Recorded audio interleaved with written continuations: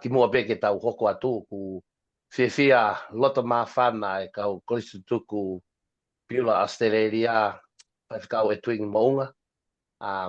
Ki mua pe hoka tu ke whakako atu ko ingoa ko Malakai whahina talanoa ko sio pe ia ko ke whai kau ko ke toe video camera o ke multimedia pa ku neongo ke tau maheni ka ku whaka o tau maheni ko tō pehe ngā au ke whai me Amerika la pehe ki Tonga tawa ki ke alki ai po ko whebea wheitu ka ku atu ena tari loto maa whana bito e tuini pasta e tuini ka te koe ko ngā ko tari loto whiwhia e ki kore me Kristu tuku piula Australia ke hu mai ke mau ki po kalama ko ni o whai o ku ma whalere pe po kalama ko ni e tō taha e mahina pe te u e kai ke loi e tuini te tala hanga tona ko mau copycat ni a fonga morere ai ko mau tolu ko mau to kamata pe a ku fa pito ke mau sio ko mo po kalama mo ko su tuku i Amerika kana mo kamata mai fagi no mo mai fagi fa kau go ni sio anga mo fagalere pa ko mau muy pe pa kada pe o te mo ita ka ko mau muy pe ko mau fenga ni ke fagaloto lahi i he to lahi pe mau kau Kristu tuku i Australian o ku nau kau mai pe ke PSI pa ku nau sio mai pe ka ku te ke mau sio mata ki ai ka ko mau whakaloto lahi pe pa koe kia mea koe whakamalohi koe whakaloto lahi pe koe anga pe ai koe hae lau hoto konseni si ke te kau mai koe ngā kui ai pe ai mau whaare au gai pe whaki i turiki ho mau loto ku tō ai a piula pe hei kei ke ngalo whaiskau ai mea na ako iki mau tōki ai mea na mau sio tonu ka koe mea te pū koe mui whakalau maari e une tatake mau mui e ngai ako ni koe hao pe me piula o mau fia ke tai lodo ma whana koe he fin ko kau mai pe fo ke toe ngai kau me mipa mo tolo ko pe mo i lotoni ke tau kau whakataha i he polkalama o e whakalato lahi ke tau pōpō tā no ke he fia fin ka timo pe ke tau kamata pa e kai pe ke u tukunoa e ka kou kore pe whaifikau ka tak whamore ka ke taki mua mai ki tau tolo e lotu malo tau lotu e o dua mafi ko mau tamai tangata wa fio i he van fia mau lau maari e he fia whakoloa mau kawai whai tāpuak mai pes ke tataki ki mau tolu he fia fin e ku mau ilo ka pau e pehede mau fia e mau fia maari e pia mo mau lelei ai ia kraisi suko alo ka ko mau whamu ui amen te tuku pe whakamare ko ni ke mau skeritari ke ne whalere mai tau pepo tala no aki malo e tuini mau ilo i bena ke i Tonga i lawe mai ange ke tau ki koris piula mau ilo ina ke whakarere ai ho malanga pe moe toko whiha kau papi moe haha ki i niusi te ke lava tala mai me piula include atu me Paulo Sainis na mau sio atna ke video i mai kataki ke lawe mai ki ho ki i wholau ki Tonga patau to hoko atu ki ho mou kau koris tutuku Amerika kataki be mareta fo memore kau ki hu gatu ke mau i t-shirt mau tolu e twini pete ke mea ai ko mau tolu goni lotoni o whahina talanoa au ko gen lotonia Michael Fireman ke bebea mareta ko Len Slot Turkia ko setaita kau whanonga pe moneri te ataha koe ki ula mea ia te tau kamata mai ki toi whakahou mai o ingoa ke tau whepota tau ilo ko hau ki lotoni kai te ata malo te mo toi ata malo tai malo au pito ko tui pe ko lave i ko toa pe ki mo tolu pe ko fia ai i he fia whakoloa ko ni Malakai whahina pe he foki ki a mareta ko kau ngā ko toa pe ki mo tolu fia mawahe ko ngā ko mareta foki ko tahai e ku kau whaiako i he koris piula pe ko fia au pito i he au mai ki hataimi ko lava ke tau kau whataha ai ko whaiako pe mo whana wako i he ngā ue whakataha i he tawhaako e koristutuku. Pea koe mahalo whakatatau ki ki polokalama pea moe lawe kua whai mai he sekretari. Koe whilawe i pea moe wholau ki tonga. Na e kauen i he wholau matu aki whawhiawhia mo whamawhana au pito. Nā ku whakaukau he ku te waki koe e wholau me Amerikan ke walu ki tonga. Ko whakaukau mahalope ko ha whainga maari eni te umau ke aluai to koni he ngā wei tonga.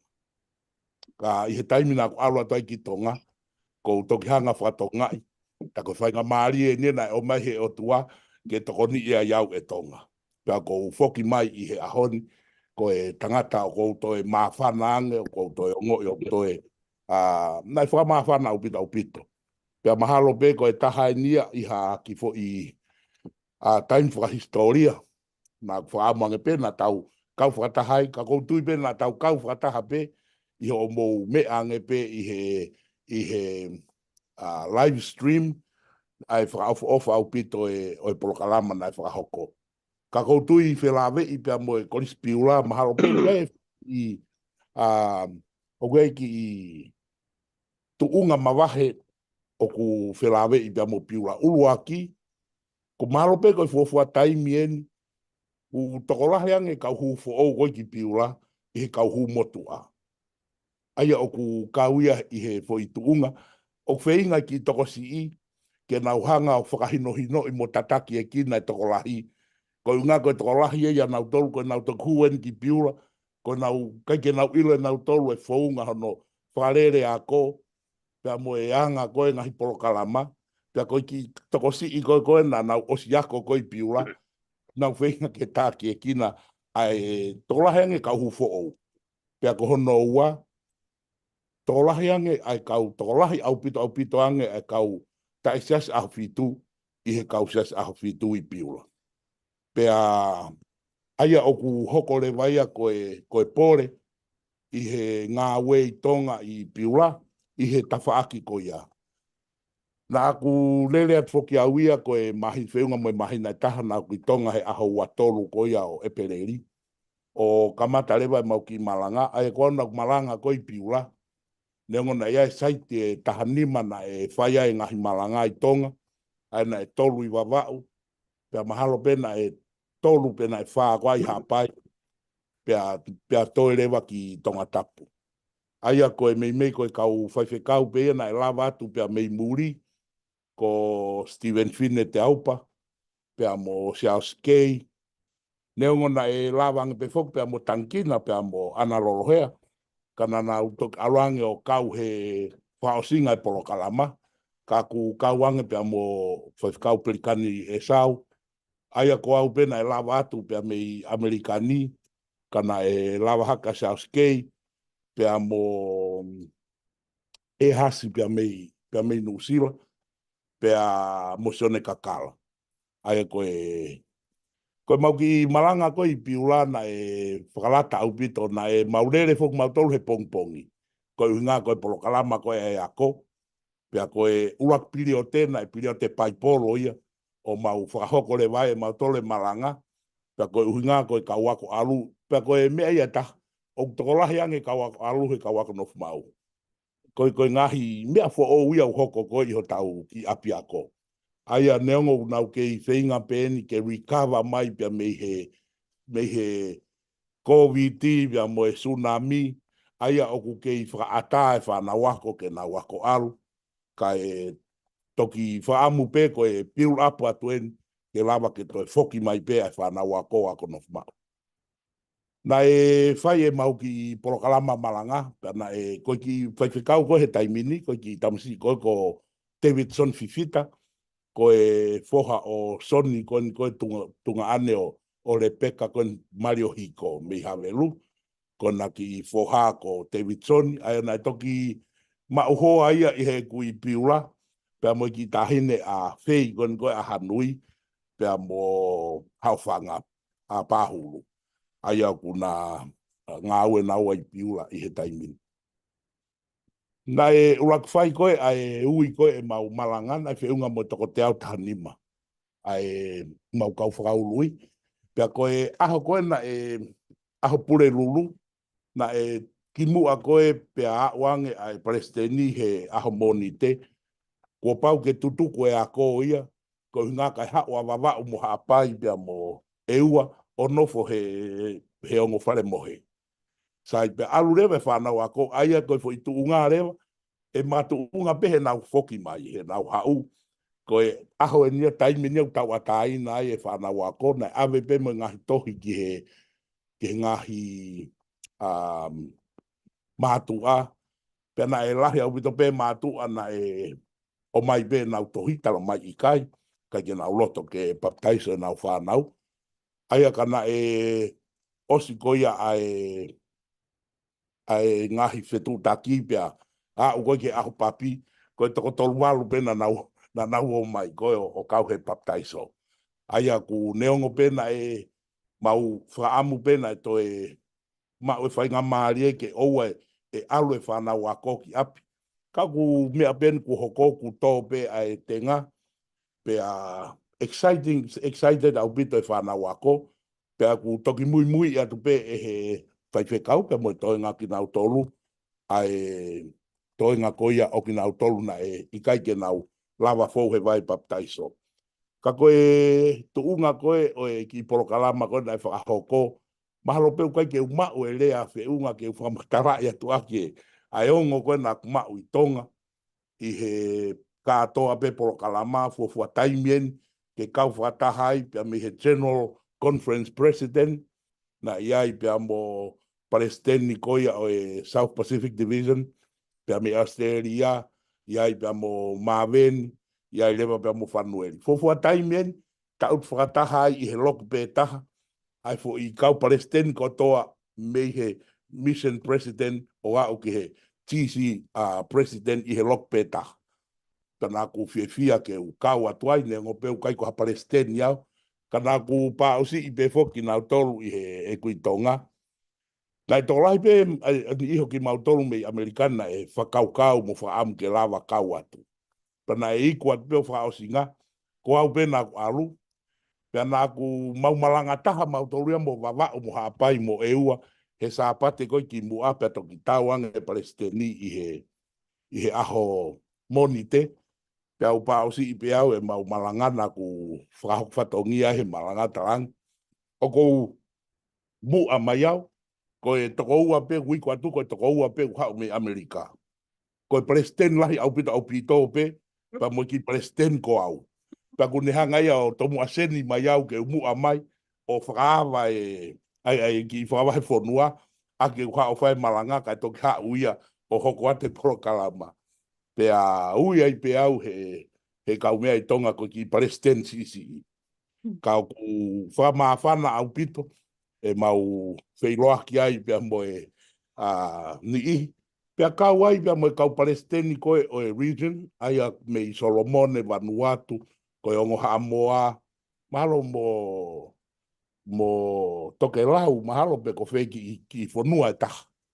Na nau iai, pea na e kauen he taimi whamapana au pita. Lahi pe whanki i mea na mei to e saiange, ka kukai ke tau lau kafo tau lau lava. Ko e aia koe kusio rewa, ko e ngahi tōnou nou, ko e tōnou nou whakamea ngā ue. Aia neongo koe, mea koe na hoko, si isi au pito sea.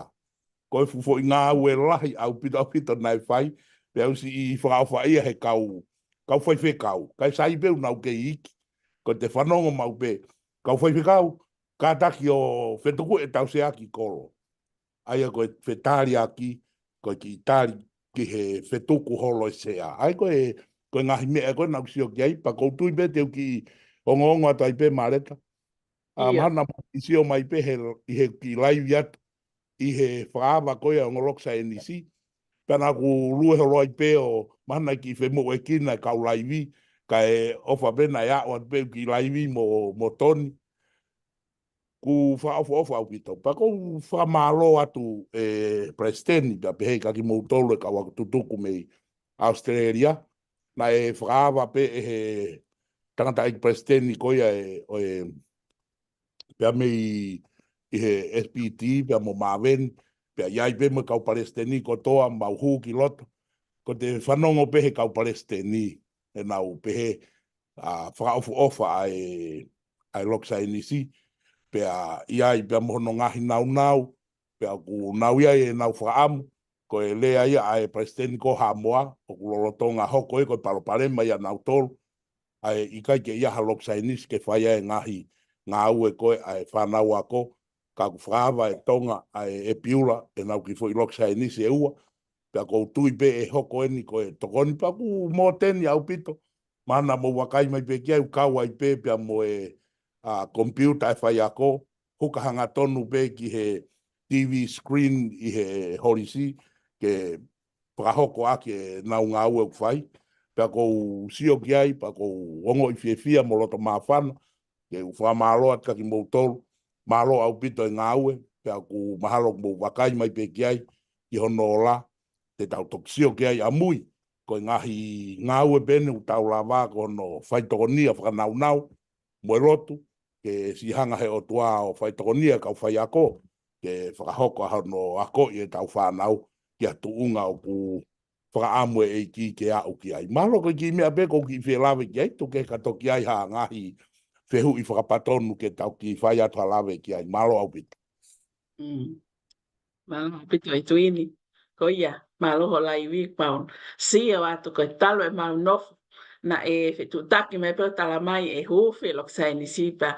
Ko kai ke toi ha Facebook a live he whakasio kai ke whai mo share. E pesi.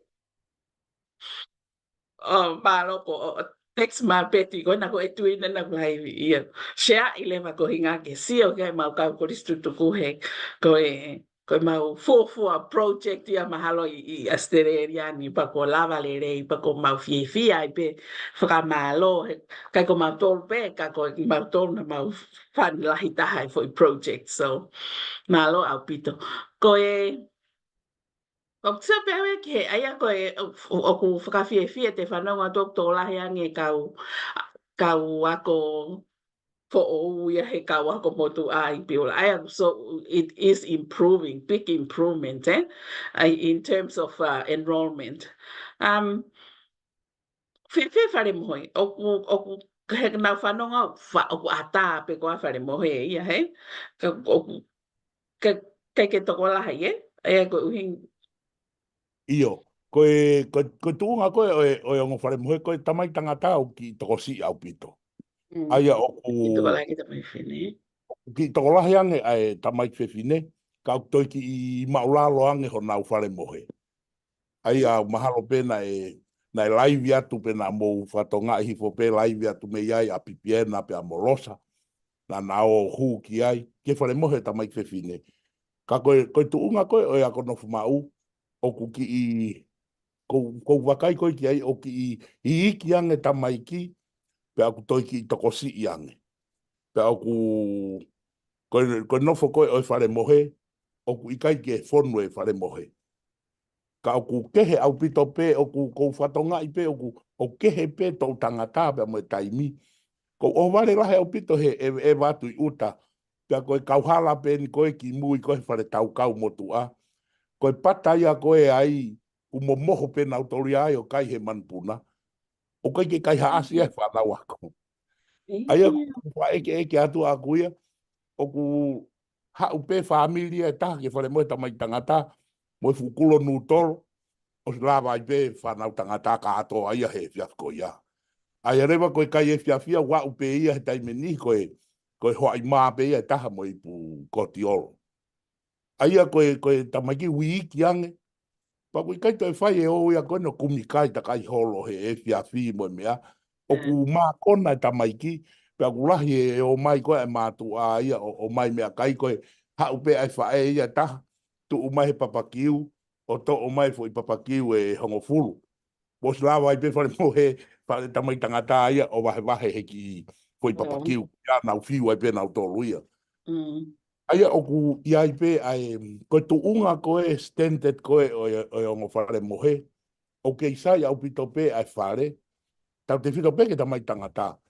Ka koe konga koe ki he bathroom, o ku mahalo pe o ki anau tolu ia o ke isai pe, ka ku mahalo ku tau o mai foki murini pe tau toi foki atu. Ka ihe tuunga e taimini o ku fie mau pe ke ke lava pe ai whanau tangata o hoko atu pe ai. O ku whaafu ofa pe ho nau pāwhrum. Ko tamai whewhine o ku u matu aki iai e fie mau tokoni lahi au pito ia ai ke whai ha tokoni lahi. Ai an koe konga ia tahane osi koe polo kalama pea toi tukuange a ko ia ke nau toki ia ko alu nau to luia. O kui ai tamai koe unga koe tau te whitu ke tamai whewhine. Iai ki palopare mai pe la ve pe mo pa fumu pe ma o ke fai nga o ki ai ka tok malava ke foki mai ai fa na fe fine ko tu unga ko fa na wa ko ki he capacity lo lo tonga ko o ngo fale mohe o ko ke malava he fa na wa ko he taimini o fa fono o ngo fale mohe ai ko fo i reality a ko o ku hoko he to la yang ya ko aluia aia pa kuia i lewa a e nau whau be ko tui be mahalo e toki hanga e peti o whakahoko atu. Nau whau koe whakaamu pe kuia whakaamu ke form tolu ki o lunga ke compulsory ke nau pau ke ako nofuma. Aia koe konga ia e taha o ku nai whai mai talanoa ki ai i he e kui tonga. Whilawe i pe moe palani koni koe o e whare mohe e ta mai kwhewhine. Koe uhinga koe ki apiako koni ko piula sii.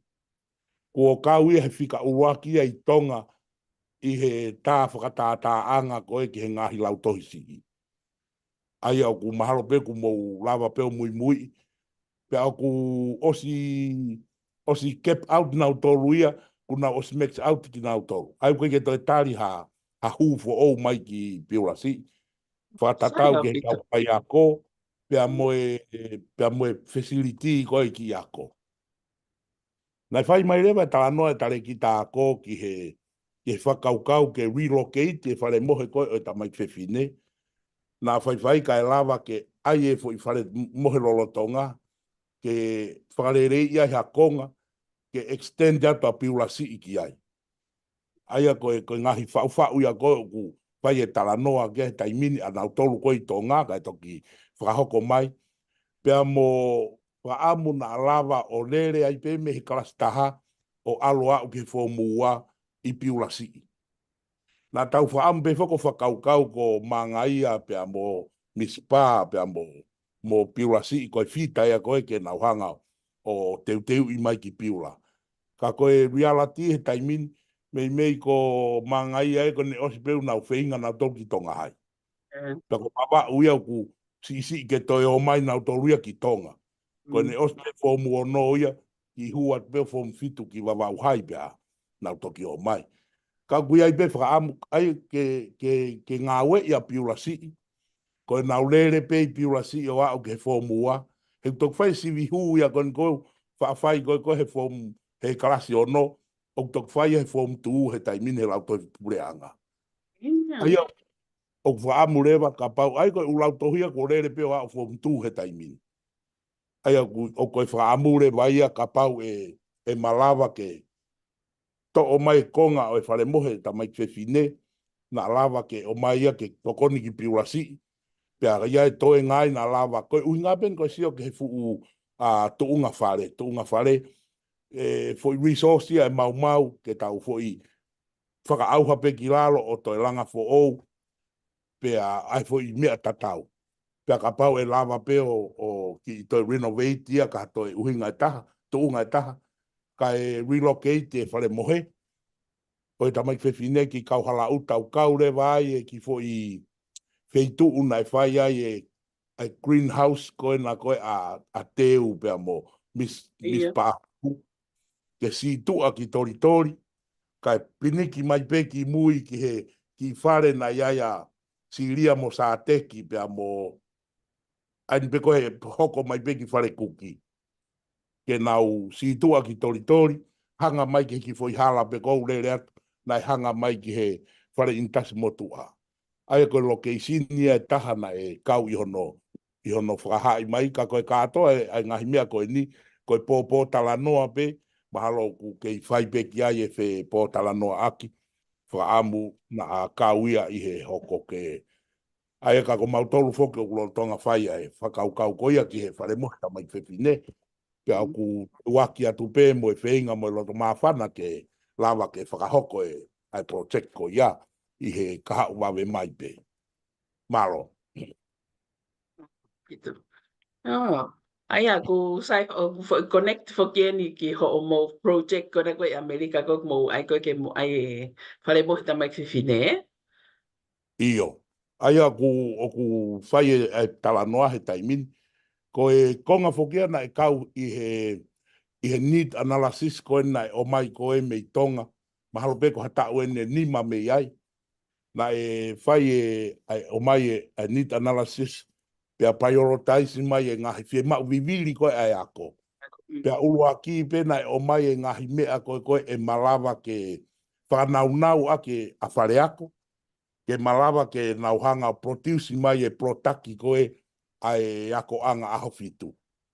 Aia pa nai kaure vai e o mai koeni o e nai kaure vai e fie mau viviri marunga tahana kaua e computer ke excesse whanau a koki ai. Pea koe ki polo kalama koe ni ko ki talatala noa pe koe ungana e iai e whihalaki ai motuani nai whakahoko.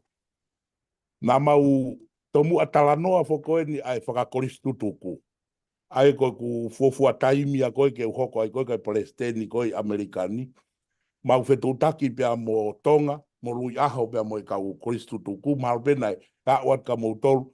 Ai whi mau tokoni koni ke langa koe ai roki ako form fitu. Pia whai e whetutaki na iai pe ki ngai whi mau ai mau e mau chapta na whi mau ki he chapta koa tonga. Pea iko atu pea talamai lewa e lui aho pea moe komiti koe mei tonga. Pe lava ke mauhanga o te mauto e toka ngangi ki he langa whare. Nau whai pe e tonga mo nusila malo mo moutolu. Ka mautoko ni ange hono whakanau whakakompiuta o e whoiroki ako form fitu. Pea oho whoki au ia whakaukau au ia koe me ai e maa aia ka mautolu. Pea whai atu koe ai me ai moe hu mai a peti. Pea mo e fo i need analysis koe ni. O fie mau mai koe computer. Whakakaukau pe auia koe ai pene computer ki he loki ako form fitu. Ta koe koe whakaukau a peti ia, koe loki lepi e ua o e koe fo i lepi ma wahe au pito pe e ua e ngā ue aki ai pe ia he form fitu. Kai kau foke ai portanoa aia, ma uhala auia, lere ai pe mau aia mo peti whakaukau au koe project tatau pe. Pea o atuia o whai koe hufi koe o e lock form fitu. Kusi i lea ai e Palestini e whakanaunau ange e Amerika ai blokeako form fitu. Form fitu. Ai a koe tu ngā ko au na kumauhala. Kai ke o ku ngā ue pe e kia hoko ai pe o kau koe mea lelei. O mau o au foke mau whakamorea mau tolu alo au ke paanga tahakilu. Ki he naunau computer koe nai whakahoko. Pea o mau seti le vai e fo i computer whanima. Mono ngahi nau o whakakakato le vai ongo fo i lepi e ua i piula. Aia pea koe, o se ange koe ai, o whai fo kia e whenga aue aki whakataha pea mo peti. O hange na whanau mai ho mo ki i porokalama koe ni nai whakahoko whakamui mui pea mo lui aho. Nai whai be foke i mau talanoa, pa nai talanoa pe i tonga mo pea mo i Palestini na ne whakampe. Na lava ke iaha fo i whainga maari e ke tau whepo tala noa ak whatahai. Pea ko utui be e ai pe aho pe hea mui. Pe i heni pe ko mautolu te mau whakahoko atu pe ko tonga te ne whakahoko mai. O se ange koe ai fo i nit ko ia pe a mausio he niti analysis na kau ai e whare mohe. Pea na iei rewa toko lahi na woki tonga o sio ai pea i he whare mohe pea na kau ia he pehe ai ni ihi. Ai ha fo i project ke lava ke tau whenga ue aki ai pa tau potu. Pea lahe tō ia whakaukau ki whare koki. Pea koe whee koe asi mai i he need analysis ai whee mau koe whare mohe ta mai whewhine. Pea mo wilo pe mo tole taim koe o ku loto maa whana i koe ai o wawa mahanga. O nau dominate pe nau toluia ai anga koe o whakataha. Pea i koe o whiri rewa ai ai whare mohe ta mai whewhine ko e project ki ia. Pea whai lewa ai ngā ue ki ai koe tuunga ia koe na e hoko, koe mau whiri pe, me he ngahi need analysis koe na e o mai. Ka kuoko hoko atu whoke fui project ki ia, pe hange koe o kumou ai, koe project ki lahi au pito ia, ke whakahoko. Pea oku ikai ke ia i ha loto foi, koe uhinga he ku tau ilo pe, oku tau kau pea moe eiki. Ake, na e toi hu mai foki pea moe whanki me a ke he ia pa koe wheinga pen, ke whakamā opo pe ki mautolu, he kui ai foki kau mispa.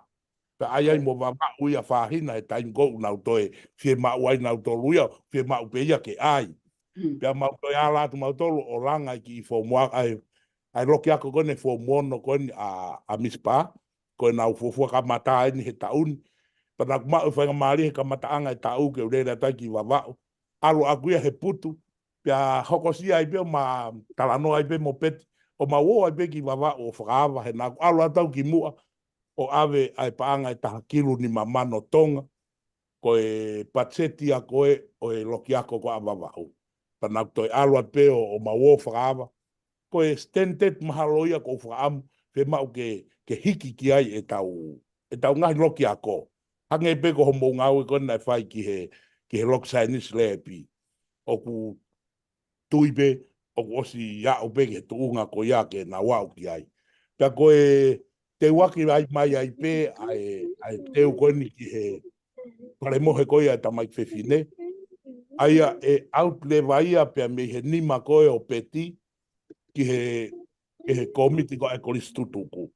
Koe ngahi mea koe ki whare a kōna e whetu taki mai ai a petia, pea mau aluhanga tonu ai pe ki ai. Aluhanga tonu ai pe ko ia kune ilo e ngahi mea koe ku whai mai ai whetu taki. Ka koe taimi koe e hoko ai koe ni ke whakakakato e poteki a koe o e langa o e whare mohe, ko tui te mau hoko rewa mau tolo whenga ue ak whakataha pea mo lui, pea mo komiti ko ia ai koristu tuku tonga. Pea mahalo pena ki lawe atu ki ai a lui, na mau wheinga foki ke ai ko au. Na mau tala noa i tonga he o koe mea koe ai fi. Koe ku si o pe koe unga koe project ki, o ku ki makehe foke whare mohe. Hange tau taktaha whai veki project mau rere at mau tolu i he lo computer, mau rere mai mo tolu he library, mo e science lab. Koe ne alu koe ni ki he tuunga hange koe whare mohe pe koe whare lotu. He ku kei kau pe fokia i he visone, o ku whai ki ai e visone, tau ka koe ngahi mea ia amui, ha hoko atu ki he whare lotu. Ka koe whare mohe, nai whai rewa e tala noa i tonga pa nak whokotu wange pe a uia e whakau kai kehe koe mea ia e toi lahi e ngahi komite e lawe ki ai. Ka kou whaamu pena malawa ki tau whenga ue ak whakataha koe project lahi. Koe uhinga ki hono osi e mea ku tau ongo i tau maafana ko toa koe tau project. Pea kou tui beka iai hano palani i ha aho e whakaawai. Kou tui pena whai he aho koe kolisi. Pea e whakamaafana ke tau te waki ko toa pea tau arat ki tonga. Koe makamaire ia o e ngā ue. I he whotu ha huf rawa ha whare mohi fo ou. Iai hano ngahi nau o ku whakaono poni. Ke lawa ke toi hoko pe ia koe tuwaki ki he whanau ako. Ke nau sio pe nau fi alu. Ako no fumau. Koe maru taha ia ke tau whanau whewhine. I he pentemiki koe ni o tō i tonga. I he tawhaki koe pia moe whai tō kona tapu moe. Ngahi mea hoko koe i tonga he aho ni. Aia koe tunga koe project koe ia. O mau kei whaamu pe whakahoko mau aho i he tauni. Pea iai rewa moe whakakaukau. Mahalo pena koe tau fōu. I ha tokoni mai e iki. E malawa ke kamata ai e project ki koe ia e whare mohe tamai whewhine. Malo. Vitu e tuine. Ko tui beko o ku whamaafana e tau. Hanongu ka e tuini he o ngongo mai. Pea moe lahi mea fo o wena pakusai. Ko ia ko seo hi fo lahi apito ho mo tokoni a mo toria mo koristu tuku he kahi mea lahi. Kai ke ngata pe i piula ka ko mispa fo. Kaku talatu pe na e ka pe mo ki koristu tu kasteria he tokonia tu ki mispa ko equipment ko na atu ko ki piula na na share i pe mo mispa ai aku to ka wa pe mo mispa he tokonia ai koristu tu ku piula ko asteria ni ko ma ki tokonia tu ki mispa he ko yo sister schools pe ko ka ako ko to pe asi ya taha buaha ne toi wheu i mai kia e tuini. Kau ki lave atu skeltari. Maloa pito e tuini o ku hoko o whapo tala noa ko no toi whakalota lahi i mai i mautolu wani o mau whanongo atu ki ai. Ka te uki hao pe ke ta whaken ke tai na ke lave ki ai whekau aki pe a moe. Nei ai pe whakaamu ke tau whengau e aki whakataha. Nai mau whakatafa mui pe mo lui aho hange pe ko mena ke lave ki ai, nai asia ki ai. Oku mau loto fia ke ka whakataha. Kana mau osi whakaha pe ke he Palestine lahi a Tonga. Te mau tari koe ni ke mau whakakoe koe tu koe taimini oku osi ilo ia e he komiti lahi. Ka te mau foki pe ki he me mi paha a koe korisi ke o whakaha ke nau tolu koe whau ia. O whawhoi tui ke te au, ko popou lahi au ki e ta whako ia. Ka te ukata ki whamore pe e tuini, na pehe o ku mau hau pe o alu atu e ta whako e ta iai ha whetutaki ki e komiti lahi, ki tonga pa pehe ka te mo tolu o komiti koe me sila mea. Ka nai beho no uhinga. Te ulave pe ki ai e tuini, o ku whalave pe ma whakataha. Ko mau fo o mai.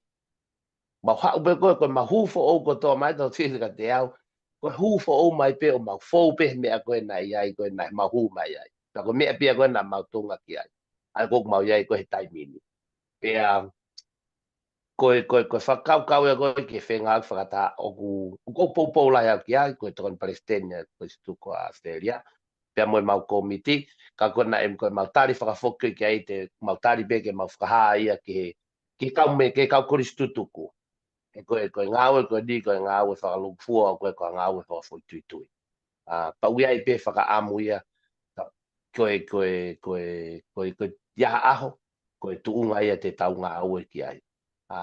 E hange pe koe ngai uhinga pia namo pe ko mau hao peo alu ta whakoe, me kei ulawe au ke tuunga ui ai mau tuka tai miniko, mau tolu pe koe New South Wales, o ku mau ki asia tai mini ngai ngai chapter i WA o Queensland ka te ke mau fu fetutaki whakataha ke mau whemahino aki.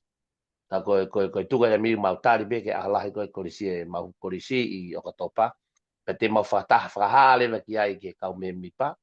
E atuunga mo se mau koe ai u korisi tutuku. A New Zealand ko Australiani pe mo Amerika.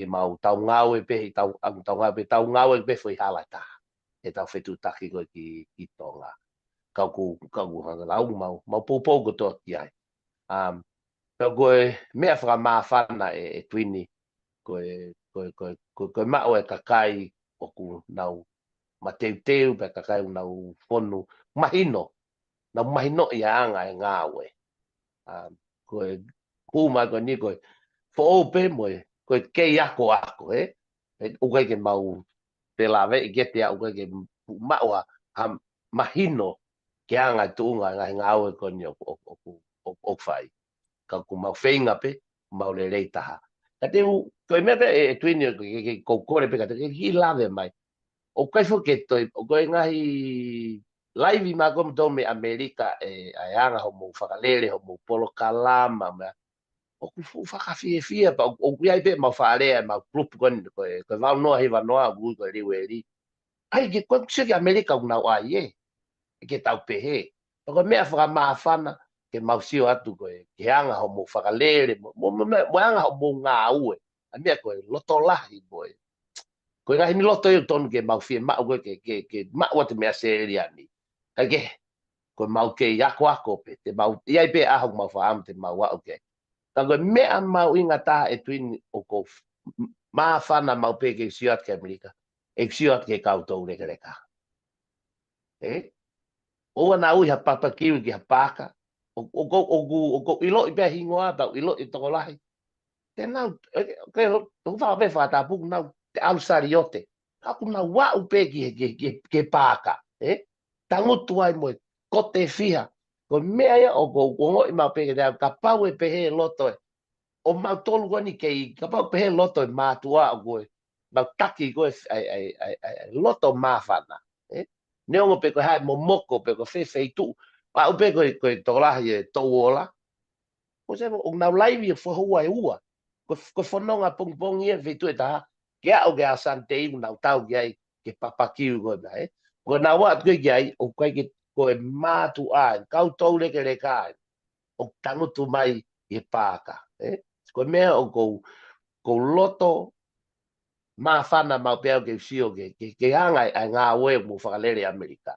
ka kou kore tu ki lawe mange ke anga ho mo whakalere ho mo nau ke ha mo whakapuripuri ke mawako me iai e ku neongo pēo ku mau tokolahi pe hange ko Amerika ka ku futoi fu make hange ai tokolahi Amerika e nau asi mai ki lawe mai pe ko anga tunga ke ai to ko ki muini ko ma to ulegere ka nai to ke ko mea whamawhana ke tau sio atu ke whai taha ki lawe mai ki whapuripuri ko ia Mahalo o kui kai ke iai ha whakapuripuri ko tui ve koe monu ia koe tau ngā ue whoki hange koe ku ke lawe koe ki ai koe mau toki o mai pe o tui e sūne tomu a tui e ni iki mua pea ka pau pe e iai ha whakapuripuri pe ko ha lawe ki he monu ia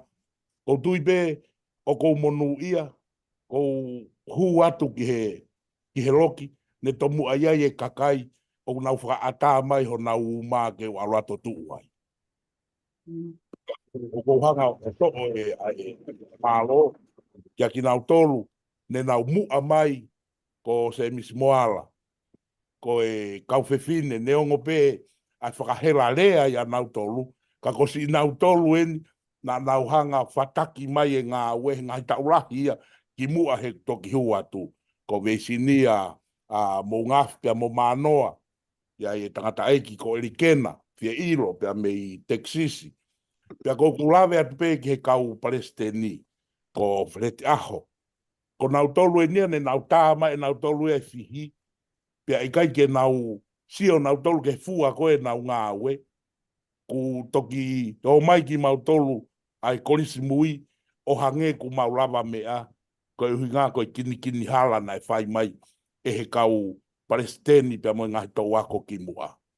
Pia ko ia oku hange koe kua mai ke tuunga koe ni ka kou whamaloa tu au e Palestini whamaloa tu mareta pia muki mau tolu le silot ka atoa ai kau wako tutuko e ni mahalo peu mo i he state ko ia i hono tuki e kere ke ma opo mo fefeka ke malawa ki ia ki me iwai ai e toki liu mai ha to tangata amu yang pia na winu e merie ai si ngau e mo fai os kia verenga pia hange pe nai he kui kai ko tau kurmi kure titi a tau tolu ya tau tolu ai ahoni ka te mo fai e mo tolu e fei lau he ahoni e tok tu uloa e kou sio loto pe au whaatalanoa mo Palestini.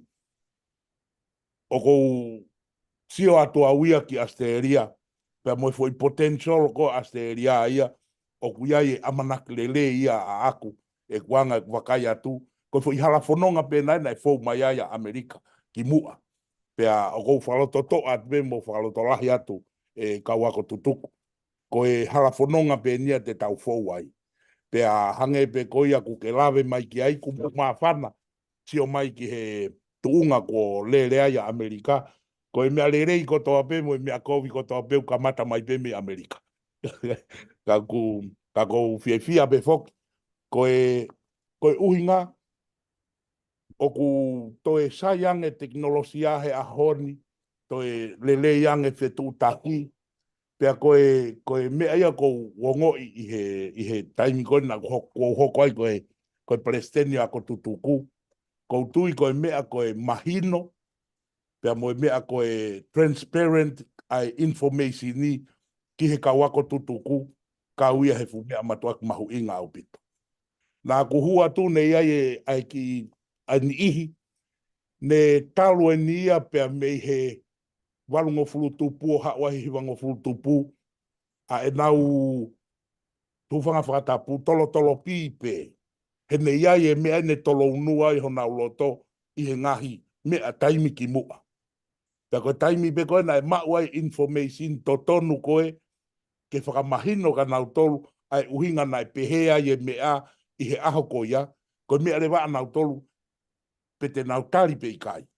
Kai koloa pe mahino ka nau tolu o kwhai e wheinga ke o mai e information koe ne tuunga i koe e nau fie mau. Koe haa mea nai hoko pea mohono whafofonga i ka ki nau tolu. Ne mau tō no. Pea nā kwhai rewa e auia ai ko i kore whakamore ki he tokolahi. On behalf o Tonga, pe koe on behalf o previous committee, kai lava ke tātānaki ke mau hanga o tanu e ngahi mea ko ia ka mau move forward. Pea hange ko ho lawe koe ke kau mātua mooni au pito. Kau ia he mea whakamāwhana, nā mau teu koe ki Hawaii, tokolahi nau tolu, kai ki nau lawa nau tolu ai o alu ki Hawaii. Mau ai ai pe mau tolu he pāka pe ia i ela ei, nau Hawaii e pe nau tolu ai, pa asuapa nau nof pe nau tolu, ka mau o mau tolu mo nau ki ofa koe nai whai, o whakahoko aku nau whatongia.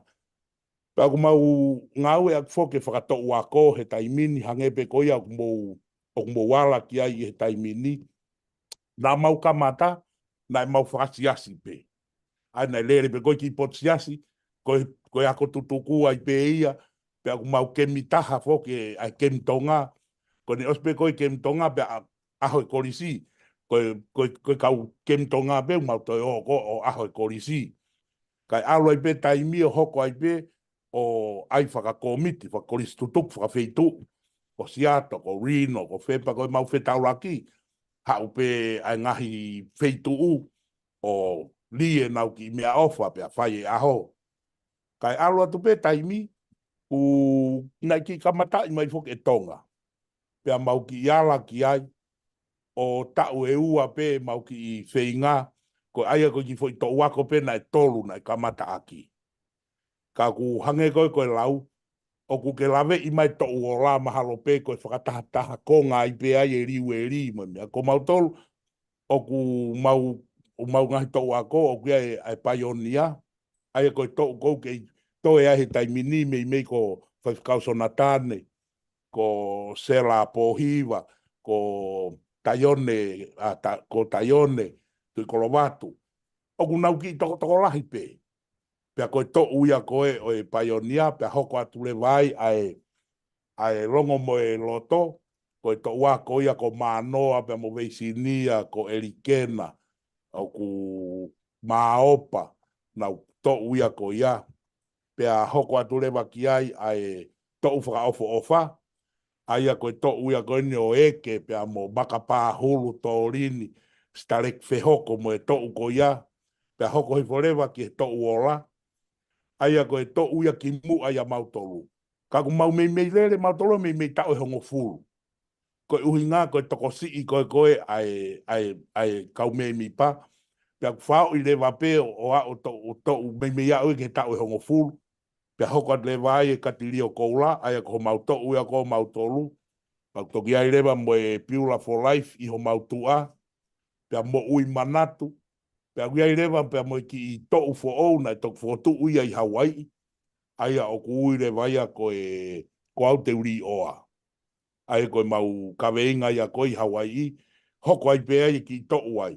Aia ko mea lewa ni kou hoko ko mau to'u ene hiwa he taimini. Aia o ku whema upe, ke ose at pe toi tau e whiha, toi huu mai mo ki to'u. Ka mau whaamu pe e whema uwaweni mai pe, ke toi ki break e ngahi to'u, ke mau a o fwoi to'u e hongo fulu. Ai koe anga pe whakau, ka koe ngahi to'u a ko rewa. Ai rewa o kai ke mau toi nofo he mea koe ni whakawhei tu'u. Koe fwoi mea pe kua whai, kua whiri Palestini pe mo e ngahi to'u ako ke he ia. Pea nau teu whakato uako rewa nau tolu. Ai a koe mo wakai mai pe koe ki ai. Pe aku hange pe ia ko haki foi me ako whakamawhana i he kamata. Hange koe whe au hi whakato uako pe mo whe hua aki pa no foi to uako ko whakake ke to uako koe. To uako koe, to uako koe. Pe a wat pe tai meni hange ko ki ova. Ka koe nā nunga pe ia oe polokalama mo whahinga mea pe he ni. Oku iai e o vare pe koe ko ha oe ngofo i to uako e uao. Whakamau mai ka te au koe. Ha mea mo pehe ai e mo mea koe. O spiko a hoko atu koe. Koe tuunga pe ia oe ngā oe. Pe aku teu foke tauni koe to uako koe ne to whakaofo ofa. Oku nau teu ki nau tolu ki he aho hongo fulu koe a koe o katopa. Pa aku oange whainga maari. Nau taktaha wha oe nau poro kalama. Pea tuku mai. Pea mau teu atu rewa ngahi to uako ki ai. Aia koe mea ben koe kou hanga o whaingai mau pe. Aia o os iai e mau sone. Hange koia koe whare mohe tamai whewhine. O ku hoko ia koe sone kia ki mau tolu koe i he mau whainga ngā ue whai. Pena e whai pea e kore kia peti pea moe komiti mei tonga. Koe hunga koe tuunga koe ia o e proseki. Pau whaampe ka pau e tuku taha e mau pena e talu eni hono hanga e lui aho o whaka ata mai. Ke mau tauhi e mau se niti he tō koe ai matangi pea tarisi ke osi e ngā ue koe ai malu i pea moe mea ko toa ki piura pea koe haha toki toenga e fie maua e toko ni pea mau toki alange rewa. Na mau si o foki ke he foi fie mau viviri ko he tō koe matangi. Ne hoko ia o hange haki foi kamata ia ka mau tolu. He koe mea koe nei hoko, koe mau tānaki hake pe. Aluia ke foi project. Mau nofo ata pe. Koe ne hau pe foi fie mau. Koe tānaki pe koe tau koe. Alu atua ke mea koe ia. Kai hoko ki foi hau alui aho malanga i he osi koe ae panetala mai. Mo ki puke pe no mo se niti. Mau pe koe tau ene ono me iai pe nima. Mo ki puke pe mo se ni tien ka rewa ke fai e fatongia malu i mo me ako toa. Tako ni tok osko ia. Pea te mau tok fetu taki mai ki hawhahinga tokoni. O ose foi ta uia e ua ko ia. Te kai ke o mai ko ha tokoni. Hange ki aluhake e mau se ni koe ku. Pea iku rewa. O fai koe project i koe ni koe ke whare mohe. Pea ku kaure vai he tātānaki ai pe. Pea koe mau whei ngā pe whokien koe ungahe ki mālohi. Ai mau se ni ti tonga he taiminu. Ai koe whakaampe na ia ha ka wawe mai pe ke tānaki e ai se ni ti ki he wawe taha ke lava ke whai mo lava ai ngā ue lolotonga o ke i maalunga ai se ni Amerika mo nu Australia ke se ni tonga. Ka koe whakamawhana whoki pia mo e poupoua koe high information o whie mau koe ehe ka wako tutuku o lava ke o atu. Pa koe mea ngā ue lahi taha ia, o kou whainga koe au ke uwhai, ka wiaha mea ku matamata e whie mau he ku komiti pea moe ako tutuku. Kou kumi ki tonga pe ko whewhi tu e mau mea information ko ia. O mai ke puke puke, pea unofo moia, koe haa pe ai whie mea whie ilo ki ai, o nau mau ai information sin totonu, nai hau me whie tu totonu, pea whie maari e rewa e kakai. Koe nau whie maari e, o nau maafana, pea ku maa opo rewa, o ku taha ai foi visone, pea moe hala whanonga. Pea i he taimi ni e presidenti koutui koe mea koe ke iai ha whahinga whakapuripuri, kono tukuange pe auia pea moe kakai, moe komiti, ai kawaka tutuku, ke nau tau ataina. Nau whie maari e, koe haa mea ku hohori ho nau loto ke whai. Koe mea pe ko whie mau he ako tutuku, ko hono tānaki, ai ki se niti, ke whakahoko ake whatongia e ako tutuku ke ako lolotonga. Ai mousi o mai he taime ni, mahalo pena mou pehe. O kei aho fitu ko ai ako tutuku a Amerika. Mau kei aho fitu pe. Mau kei aho fitu pe, mau whai pe lotu.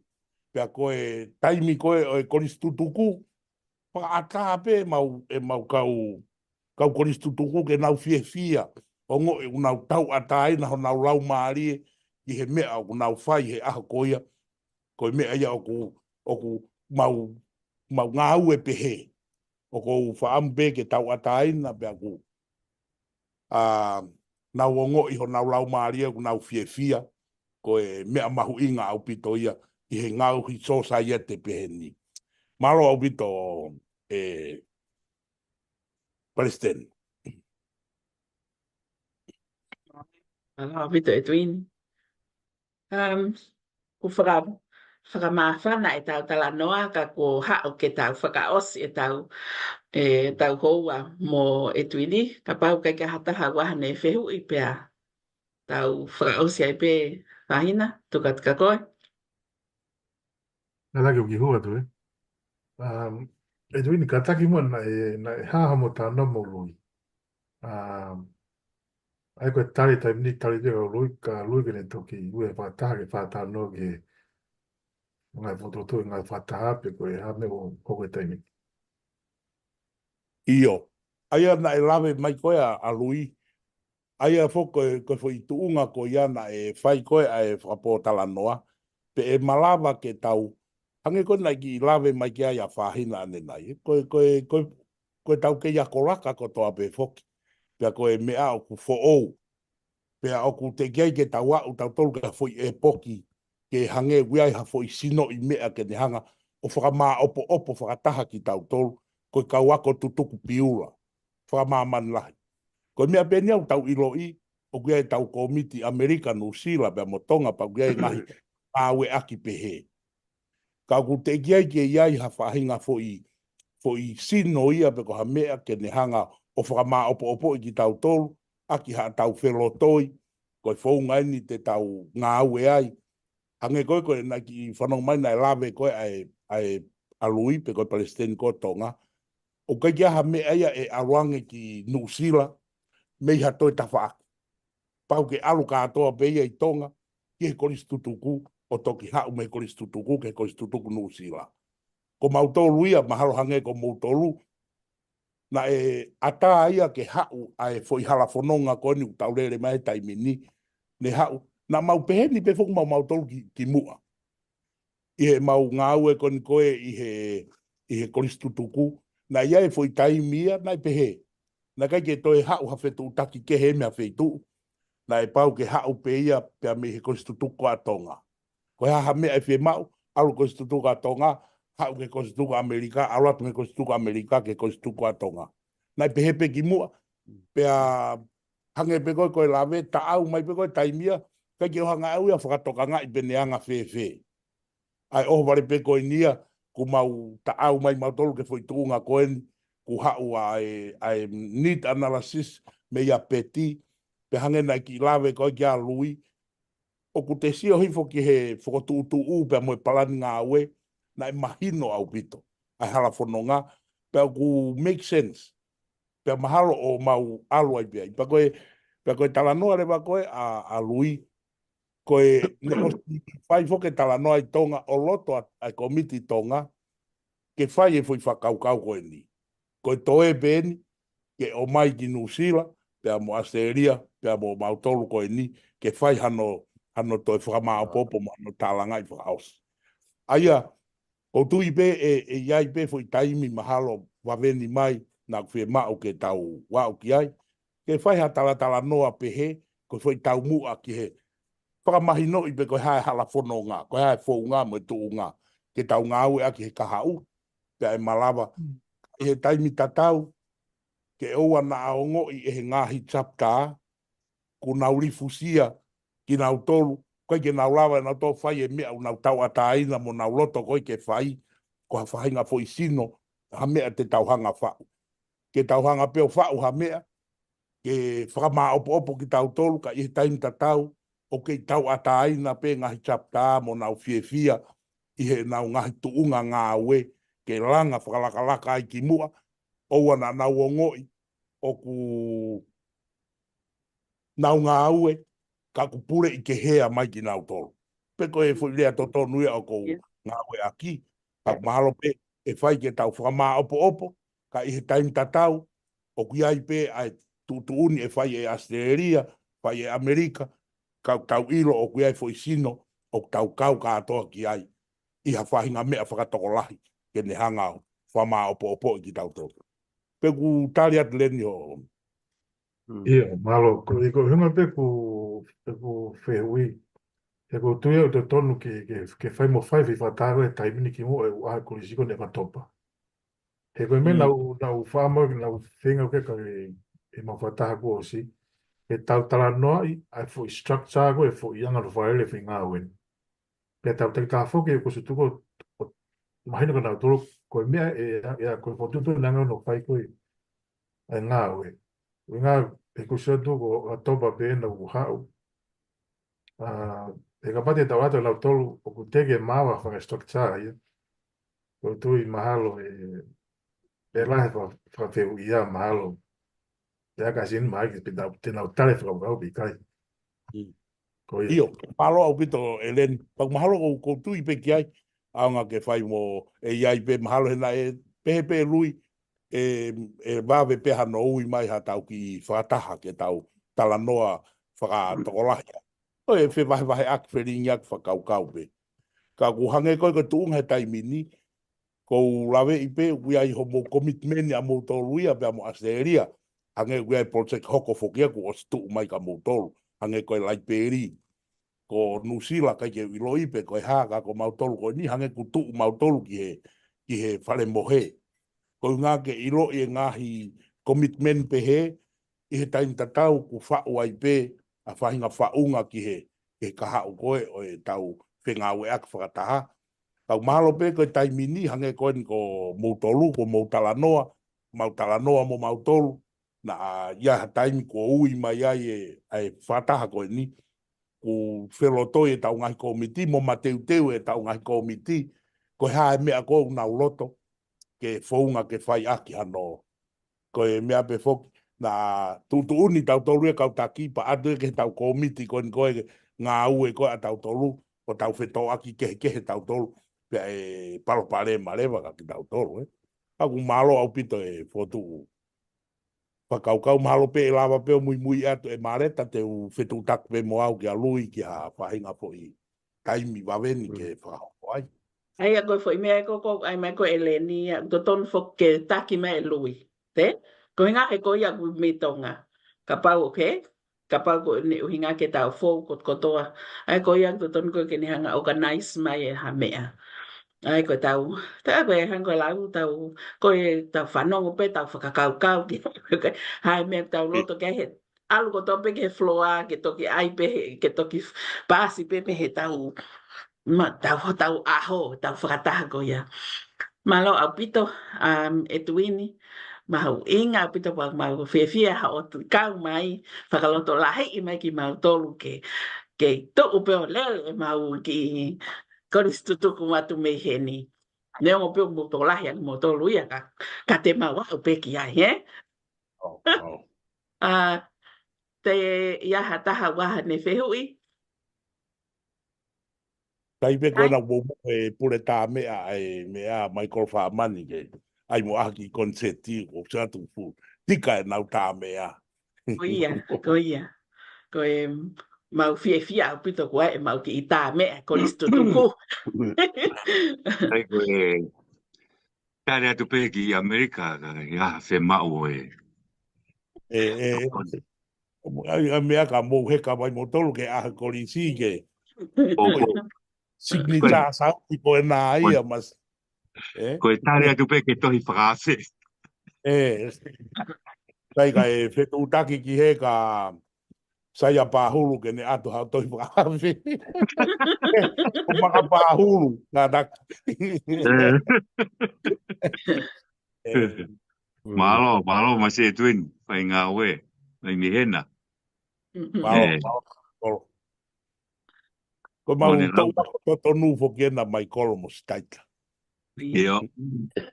Ai ko haina pau tahi a mo tolu, toko tolu. Hilo pe koi mareta.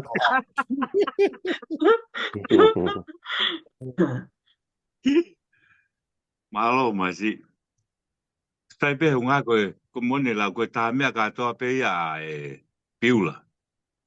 Ko mai fan ko toa pe ga he ia ha mo fe ma o fa mai e wino fa fe at ki mau tol. Heke ko ia ke ai whakawhi. Alu tai whakawhi me tau tau luia koe. Io. Alu be hu be koris tutu ku piula. Kahina? Malo, staida, ja Nelly, tera, ka mo fehu I bilu tau paasiae. Tokolahi e kau Australia na e whaipe I lo I piula ka kubo. No fo Australia na pehepe mo kau mea koni Amerikani. Au saipe ko family o neri ke ki fasisi e ne pui ka e. Tai, kau sai tau wha malo ko tō pēke Palestini ko sutu piula me Amerika lahi. Ene lava mai o kau mai tau whakataha e whiawhini. Pe au ku mea whakawhiawhia o ku kone ngai vahe te tau wako ko toa me ai. Pa koe no whakatoa koe whi mea mauinga pe ko wako me Palestini a Amerika koe loto whiawhia. Ke tau loto whiawhia. Pea e tui maa mai kolo ke whaita whaakoni koe tau loto whiawhia. Tau kei aho fitu pe, tau lotu pe. Ka koe loto whiawhia ko a koris tutuku me nau tau ataina. Koe ngā koe visone ko mo tau mua whai ke tau ngā ue. Koe mea mau inga tahai. Pakuku ato e tau monu mo e. Tō tako toa pe, ta koe pe ta fita koe Afkau, Palestina Amerika e lava le rei mai, o pe ke whai tau pe kina koe o toa, koe ngai whatongia. Ma whai whekau, whamiri, tata whito ke he, whakakoris tutuku. Pea koe monlahi ia, tau kei ako laka pe. Iai pe aho, ko whiawhia, ko sio ke he, ko whamatala, ko meri e ko mau e mautolu i Amerikana, koe ngā ue ia kau koris mua. Pea koe mau whaamu ia me whaitu koe ni, koe ua te tau whiu. E kei kapau ke tau lava sio ke meri e ko ia he ahoni, au ia tau Amerikina, koe meri e ko ia e rake to'u, koe ki mui ni o. Whaha mai me ngai ola ngā aue ko ia. Kono whakatoa, whamalo at ka te koe tuini pe ke tō tako toa pe, kau me mi pak mo kau mai whakatahe po he whiawhini. O whake whai tāpe kina kumo tōre o tua mo ngai whamiri, ngā rota lahi, tau he mo ile rei, talango fua, hoa, koe mea mau inga tahae. Tahae tau ki ngā aue me tau whau ke ka ue tau koris tutuku tau mea mau inga tau tuku pe ke o tua ke ne take moa. Tau tui whapapau e ke kau e tua e tau o tutu uku whai koe koto kula noa pe. Tau ke ki mua pe ke tau whaosi o kore atu se taita ka tau whamore more pe ka ke whaosi mai aki ha tau lotu. Malo. Tau loto. Oto mawha mo whamalos ka koe a whatata mai mātori kia whini koe kai pōtara noa koe ngā koe. I ngā pe koe toko ni ki koris ko pila e whamalo ka te koe ko ai tataki mo ngahi toko ni me kota pena karatik mātoro e. Whamalo kore ka te koe ki ngā koe e ko whaita pekina ko mātoro pe ko ke e tuini me Amerika ko o angatea mo ilelei mo hapoto mo ilo whaka e tua ko ngā koe whatongia ko Ankono maek. Pe foka lot ko nga koe o miti ko ni Australia ni lo to ate mau Palestini no to kon Palestini pe foka sekretari e. Ako ke pe tapo kina pe na to mo e tataka ko ni faga tik ma mo tataka ko na faga tik ma to e. Pe foka lot ko nga koe to nga ka me mi pa mo na to ko ta pe ko mau ka fata mai o wani ik ke hanga pe e ko ke fai tapo kina ma to tatake mātolo o magatik mātolo ha roto fia tokoni mo ha lau maali e ofa ka ngai ki lawa ke mau tokoni ki he tapiako koe ni eki. Anko eko whai o whamamule mo ngai tō nono ko tape eki pa tape ki nā mātolo pa mātolo. Ngai meo ka ki asa ke lot bai bai nango whawia eki ko ngai mātolo asiso guys. Amen. Amen. Amen. Malo apito. Malo Rita Maleta. E tuini Hello, o pe everyone. kapau pe te whakare atu pa ke toi tari pe mau ki kore, eh? Hello, mea, anytime. Malo au pito. Ape Alo fia e. Edwin. Au Malo. Malo Pito Edwini. Io, o whakamoto